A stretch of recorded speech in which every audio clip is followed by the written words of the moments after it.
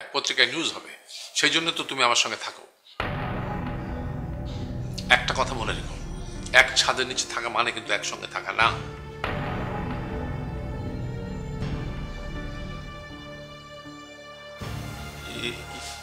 বাবা, আপনি এরকম কথা কেন বলছেন? আপনাকে তো আমরা যথেষ্ট শ্রদ্ধা করি এবং ভালোবাসি। বাবা, যা হবার হয়েছে, জলিকে বাড়িতে ফিরিয়ে আনার ব্যবস্থা করুন। ওই জলি মলি আর তোমার ওই যে পাকা মেয়েটা, ওর নাম আমার সামনে উচ্চারণ করবে না। লারাকে নিয়ে এসব কি বলছেন আপনি? মা ছাড়া একটা মেয়ে বড় হয়েছে, এইটুকু একটা বাচ্চা মেয়ে, ওর সম্পর্কে আপনি এসব কি বলছেন? মা ছাড়া সেদিন ভুলটা আমিই করেছিলাম। বোমা যাওয়ার সময় আমার পা ধরে বলেছিল, বাবা লারাকে আমি নিয়ে যাব, এখানে থাকলে সে মানুষ হবে না।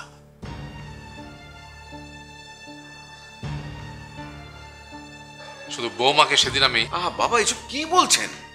শুধু তোর জন্য আমি লারাকে সেদিন আটকে রেখেছিলাম।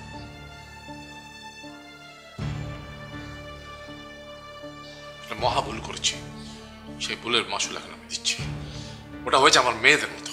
জলি কিন্তু খুব ভালো একটা মেয়ে, ওর মতো মেয়েই হয় না।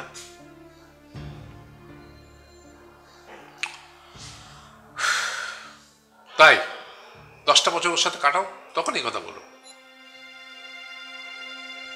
বাবা, আপনি আপনি আপনার জামাইকে আপনার নিজের মেয়ে সম্পর্কে বাজে ধারণা দিচ্ছেন। সত্য কথা সোজা করে বললে যে বাজে ধারণা দেওয়া হয়, এটা আমার জানা ছিল না।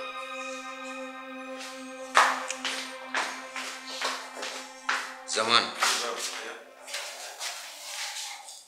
শোনো ভাইয়া, মন খারাপ করো না, চিন্তা করো না, জলি নিশ্চয়ই ফিরে আসবে।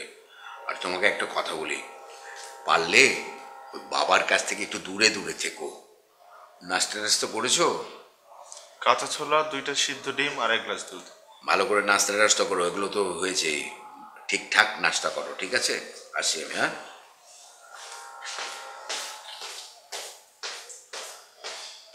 না, জলি যেটা বলেছে সেটাই, কাঁচা ছোলা, 2টা সিদ্ধ ডিম, 1 গ্লাস দুধ।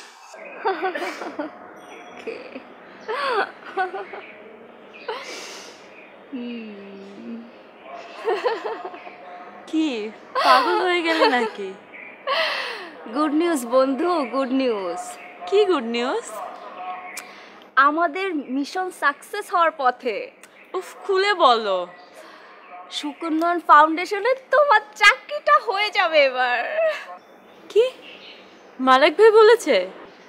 না তো লুবনাকে স্যাক করা হয়েছে। ওয়াও, মালিক ভাইকে ফোন করি। বোকা কোথাকার।